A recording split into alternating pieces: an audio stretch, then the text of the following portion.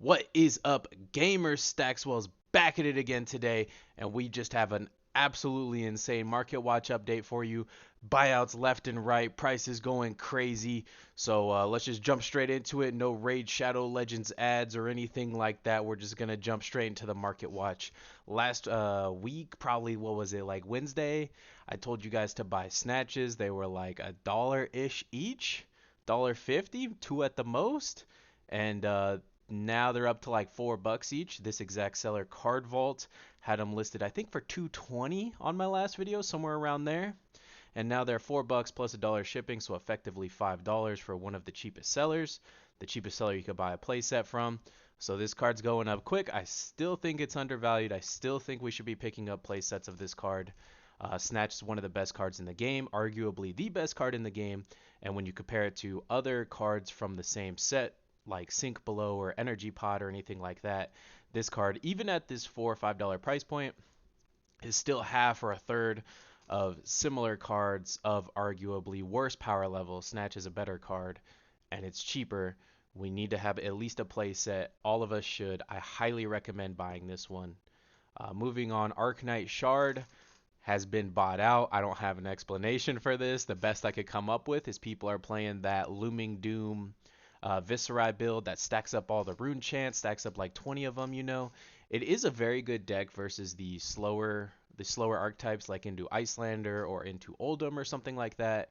The Visceri deck is that rune chant building one is very strong.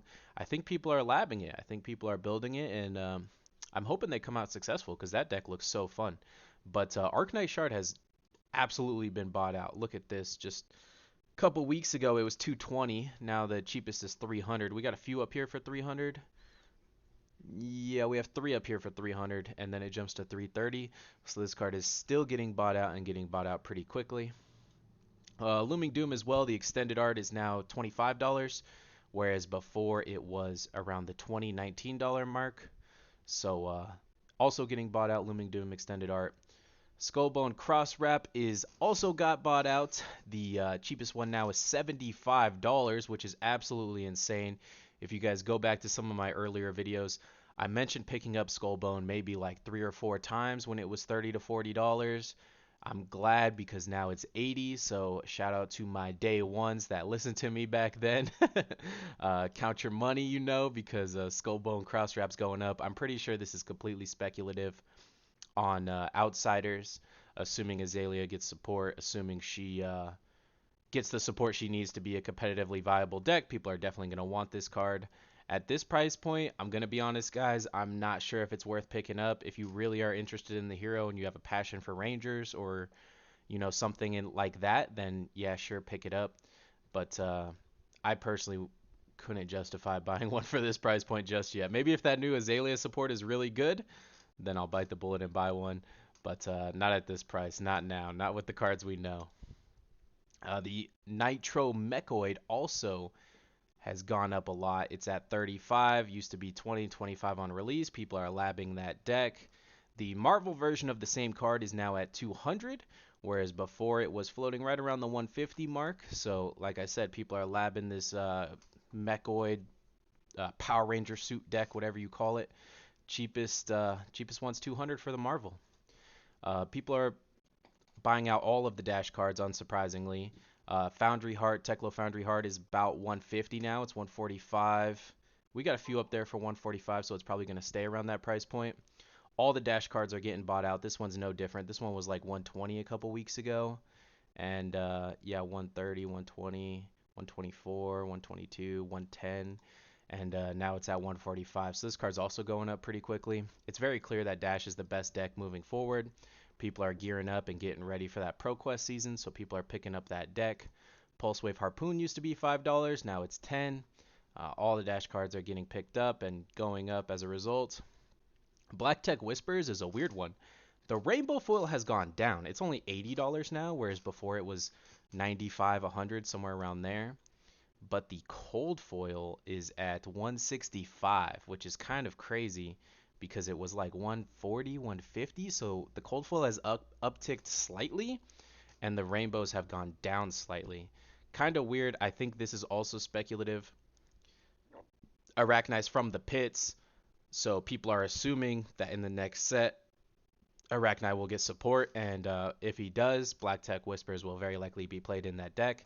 Not a bad pickup, not a bad pickup. Particularly that Rainbow. That Rainbow is very cheap. I think it's the cheapest it's ever been, so it's probably worth a pickup. Command and Conquer, the Marvel, has gone up pretty substantially. It used to be at 400. Now the cheapest is 500, and there's only one for 500, and then it jumps to 550. So, this card's also getting bought out. People aren't really opening Dynasty as much as originally anticipated. So this card is pretty rare. I have Ophidia also getting bought out. People are loving Kano. I just see videos going viral left and right of Kano deck techs and videos and matchups and things. Last time I talked about this card, I think it was 360, and now it is up to 400. So I have Ophidia is just going absolutely terminal. No surprise. The original Fab 5, those 5 gems, collectability, playability. Iva Fidia has it all. Super rare card, $400. The Emperor just keeps going down. It's at $15 now. I've mentioned it a few times. If you don't have an Emperor, pick one up. You will not regret it. One day this card's going to be broken.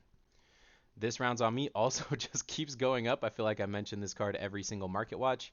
It is at $17 for the cheapest copy now. Kind of insane. Kind of insane.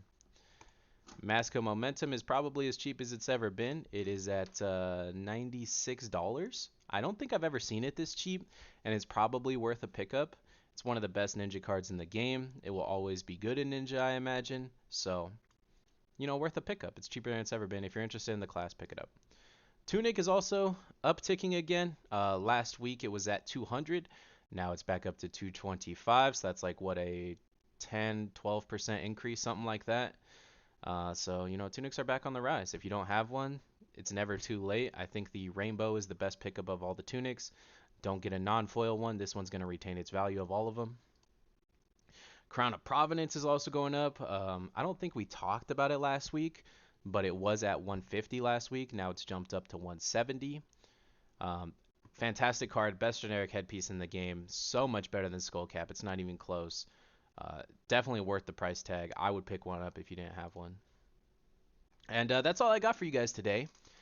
Thank you so much for watching all the way to the end. I really do appreciate it. If you guys enjoy this kind of content, don't forget to smash the subscribe button. Don't forget to like, comment, rate, all of that. Help the algorithm. Help me out. And until next week, thank you for watching.